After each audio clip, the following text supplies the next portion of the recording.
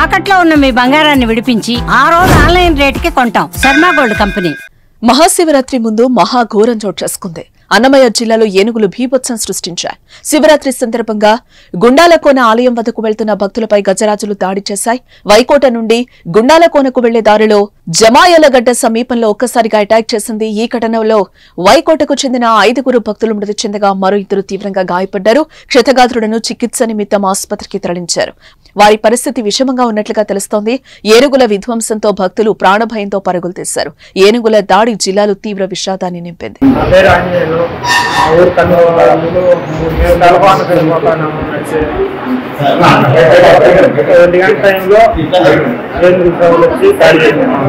భక్తులు ఎంతమంది? 10 మంది పోయినారు. గాయాలు ఎంతమందికి అయినాయి? అంటే ఎక్కువ 5 మంది చనిపోయినారు. అన్నమయ్య జిల్లా ఓబులవారిపల్లి మండలం వైకోట సమీపం గుండాలకోనలోని శివాలయం స్థానికంగా చాలా ప్రసిద్ధి. ప్రతి ఏడాది ఇక్కడికి పెద్ద ఎత్తున శివభక్తులు వస్తూ ఉంటారు. బుధవారం శివరాత్రి కావడంతో గుండాలకోన అటవీ ప్రాంతం గుండా 14 మంది శివభక్తులు సోమవారం రాత్రి దర్శనానికి కాలినడకన బయలుదేరి వెళ్లారు. అయితే మార్గం మధ్యలో ఏనుగుల గుంపు దాడి చేసింది. ఈ ఘటనలో 5 భక్తులు అక్కడికక్కడే మృతి చెందడంతో స్థానికంగా విషాద ఛాయలు ముక్కున్నాయి. గుండాలకోన నుంచి తలకోన వెళుతుండగా ఏనుగులు దాడి చేశాయి. దాడి నుంచి 8 మంది భక్తులు ప్రాణాలతో బయటపడ్డారు. ఘటనపై సమాచారం అందుకున్న అటవీ శాఖ అధికారులు అప్రమత్తమయ్యారు. ఘటనా స్థలికి చేరుకుని పరిస్థితిని సమీక్షిస్తున్నారు.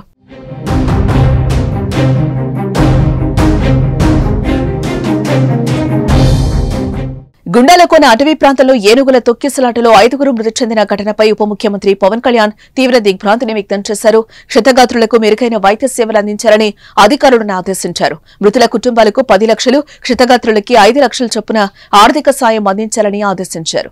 మహాశివరాత్రి పర్వదినం సందర్భంగా అటవీ ప్రాంతంలో ఉన్న ఆలయాలను దర్శించుకునే భక్తులకి తగిన భద్రతా ఏర్పాట్లు చేయాలని సూచించారు. గత కొన్ని రోజులుగా గజరాజులు చిత్తూరు, అన్నమయ్య జిల్లాలో సమస్య వెంటాడుతోంది. గజరాజులది అటవీ ప్రాంతంలో ఆహారం దొరక్కపోవడంతో గత కొంతకాలంగా ఏనుగులు జనావాసాల్లోకి ప్రవేశించి దాడులకు పాల్పడుతున్నాయి. కౌండిన్య అభయారణ్యంలో ఈ ఏనుగుల సమస్య దశాబ్దాలుగా ఉంది. అడవి దాటి వచ్చి ఏనుగులు రైతుల పంటలను నాశనం చేస్తున్నాయి. మరోవైపు ఏనుగుల దాడుల్లో జనాలు మృత్యువాత పడుతున్నారు. ఏనుగులు సైతం వివిధ కారణాలతో మరణిస్తున్నాయి. అడవిలోంచి ఏనుగులు బయటకు రాకుండా కట్టడి చేసేందుకు ఇప్పటి వరకు అటవీ శాఖ చేపట్టిన సోలార్ ఫెన్సింగ్, కందకాల తవ్వకం వల్ల ఎటువంటి ప్రయోజనం లేకుండా పోయింది.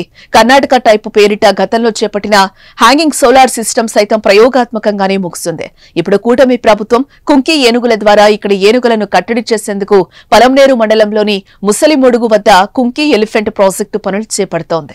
కోడూరు చెందినటువంటి కోడూరు ఉల్లగడ్డపూడి అరుంధతివాడ మరియు కన్నెగుంట ఎస్టీ కాలేజ్ చెందినటువంటి కొంతమంది ట్రూప్ గా తలకోనకు కోడూరు ఉల్లగడ్డపూడి దగ్గర నుంచి బయలుదేరి పోయినప్పుడు మార్గ మధ్యంలో అర్ధరాత్రి సమయంలో సుమారు 2-2:30 ప్రాంతంలో అక్కడ ఏం జరిగింది వల్ల ఏనుగు లేదు ఒకసారిగా వచ్చి వాళ్ళ మీద దాడి చేయడం వల్ల వాళ్ళంతా చల్లా చెదరై పారిపోవడం జరిగింది. మనకు మార్నింగ్ సమాచారం వస్తే అందరూ వెళ్ళేసి ఫారెస్ట్ డిపార్ట్మెంట్, పోలీసు అందరూ పోయి అక్కడ చూస్తే ఒక 3 డెడ్ బాడీస్ ఉన్నాయి.